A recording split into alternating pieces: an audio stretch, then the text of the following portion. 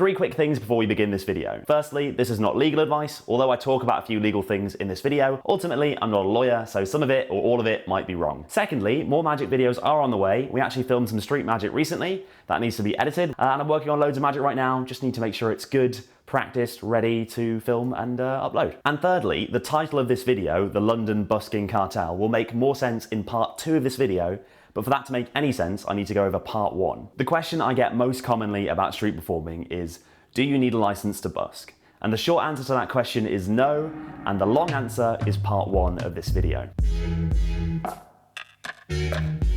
In the UK, you're allowed to make reasonable use of a public space, which means that legally, you're allowed to, provided not breaking any laws, you can go out in the street, you can talk to people, you can talk about Jesus, you can preach, you can street perform, you can sing, you can do whatever you like, provided you're not breaking the law or being a nuisance as it's defined. This falls under the 1980s Highway Act, and it's what allows us as street performers to street perform without regulation. So no one can say you can't busk. And when I say the short answer to this question is no, you don't need a license, it's because of this law. However, as with all fun laws, there are exceptions to the rule. In the UK, there are 2 places, maybe there's more, but there's only 2 that I'm aware of, where either you can't street perform or they've got specific laws or rules in place.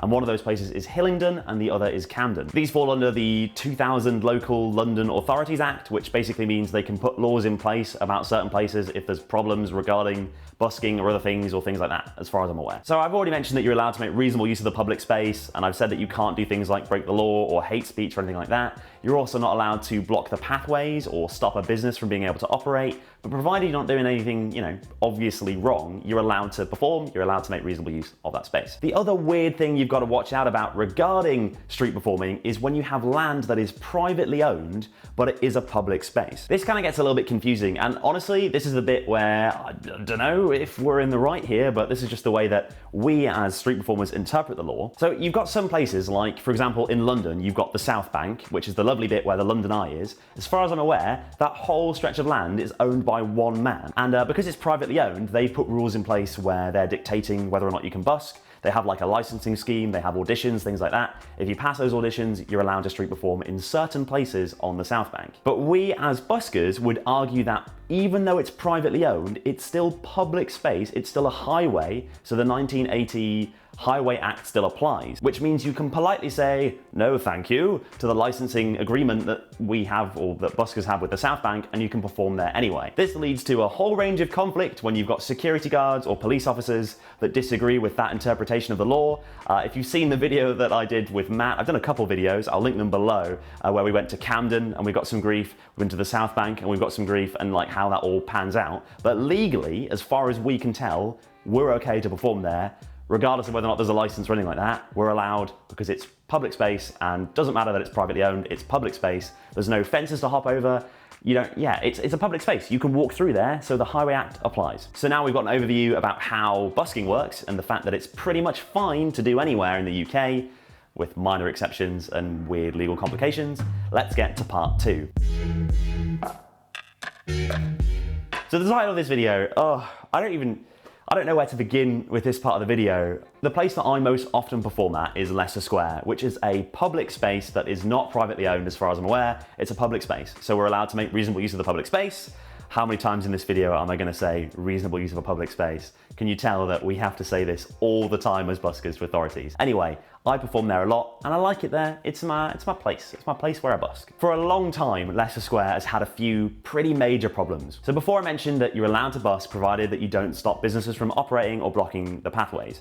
Well, we find a lot of the time that street performers work at Leicester Square and they crank their amps up really loud, and it annoys a lot of the businesses. Now, the businesses are the ones with all the money. So when they get annoyed about busking, they complain to the council, which puts a lot of pressure on the council to sort of sort out this busking problem. And it's really annoying because people don't tend to differentiate between different buskers. So if somebody complains about a busker being loud, it's like all buskers are a problem, not just that individual busker. So a lot of the time we're all painted with the same brush, and this can cause stacks of problems. I've set up to street perform before and had someone come up to me and go, you can't busk today, we've had some complaints. And I'm like, I've literally just set up my gear, I've not started. And they're like, yeah, but we've had complaints. And I'm like, yeah, those complaints aren't about me. I've not done anything yet. So you can see the kind of weird situations we have to deal with. But because we've had this problem being going on for quite a while, the council are getting to the point where they are losing their patience with buskers in Leicester Square. And now what the council are talking about doing is introducing a license. Now this would be unlike the sort of South Bank license where it's private property, that the private property people have made a license that doesn't really matter if you politely refuse it. This would be a license that would be made under the 2000 London Local Authorities Act, so it would be legally binding, which means if the license comes into place, then we gotta do what the license says, otherwise we're breaking the law. Now buskers disagree on a lot of things, but most buskers agree that licensing, when done by an external body of people that aren't street performers, is very bad for street performers. The problems that could happen if they introduce a license are things like auditions, or them dictating how long a show can be, or changing the amount of time we're allowed to perform between, or declaring that they don't want, say, beatboxers to work. Beatboxers get a lot of complaints, so why not just say no beatboxing allowed or no breakdancing allowed? Licensing just takes all the power out of our hands and is very bad. It's basically not the worst case scenario, but one of the things that all buskers want to avoid. So a few street performers in Leicester Square went, whoa, whoa, whoa, the council. How about we just talk this out? What if we create our own street performers association? So like we unionize as a collective group of street performers. We introduce these lovely guidelines that we all follow. If we can take care of the problems you're getting complaints about, then please don't license us. And the council have basically gone, well, let's see what you got then, solve the problems, and we might not license you. This is around the time that I got involved with this. When people started putting together a license, we had some public meetings in Leicester Square and we started laying out some guidelines. One of the things that we did is we basically copied the Covent Garden model.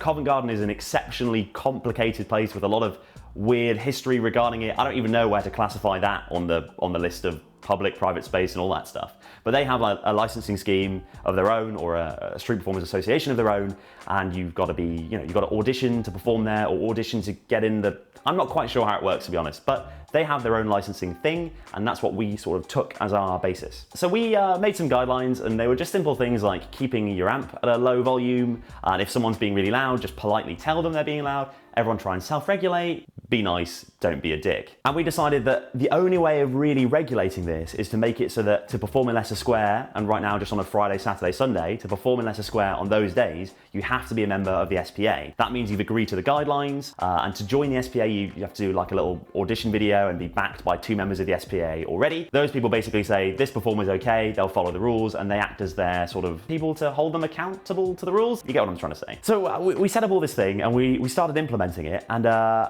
it just got, well, here's what happened. I posted in the sort of big Facebook group that we have as street performers. This has got like 1,000+ members, and I posted a little thing saying, hey, we're introducing this Street Performer Association, here's the rules, blah, blah, blah, blah, blah. If you want to perform at Leicester Square, please just join our little thing and apply for that. And it got like over 180 comments, and a lot of buskers were like, oh, this is great. This is solving the problems that we have in Leicester Square.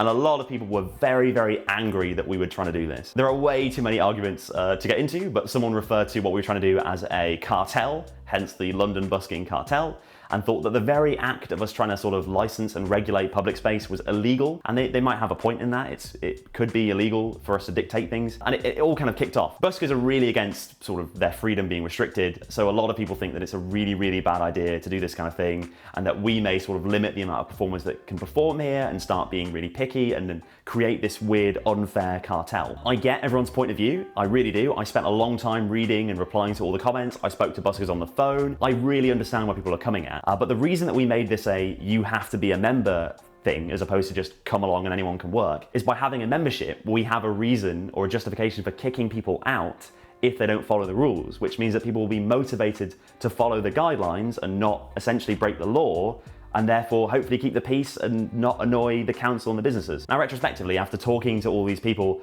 I've sort of gone back on the whole thing about needing to be a member. I think that even though it could solve the problem that we have, it also isn't our right to dictate who can and cannot perform. It's a very complicated issue. But if we go back on that as a system and we say anyone can perform how it's always been, we have no way of making people stick to the rules. And I really fear that this whole SPA could just fall apart, and before we know it, we're going to get licensed. And the other thing which really quite annoyed me about some of these comments in this Facebook thread is that people were accusing, not necessarily me specifically, but I'm the one that made the post, but accusing us of trying to potentially stop other performers working there. Whereas if it was me just acting in my own best interest, if I was just going to be really selfish about it, me just like not having this SPA and having a license come in by the council would probably benefit me, because I'm quite a sort of a safe kind of performance. The council tend to like my show because it's quite quiet, it doesn't really get any complaints. So we'd probably just lose a lot of performers that do get complaints, and then I'd get more time to perform on the street. I don't want that to happen out of principle, which is why we tried to put in place this license, well, this SPA, but people have pointed out this SPA could just be this weird sort of cartel thing where we stop people working, and I don't want that. Like, I've been bullied on the pitch for street performing when I started. I hate the idea of turning people away. But right now, I fear, as I've said, without some kind of, you've got to be in this to work here, we have no way of getting people to follow the rules and the guidelines. I'd love to know what you all think in the comments. Do you think that us trying to introduce an SPA that you have to be a member of to perform is a really bad idea, like other people think? Or do you think it's sort of a necessary way of regulating street performing in a way that doesn't stop us all losing our jobs, if that makes sense? If you found this video at all interesting, then please hit that like button. It does help me out, and subscribe if you are new, and turn on that little bell so you get notifications. As I say, more magic videos on the way, and I post other stuff on this channel where I talk about street performing, or I vlog about things and street performing and stuff like that. So subscribe, that would be swell. Oh yeah, and follow me on Instagram, @StephenBridges. That would be greatly appreciated. Thank you.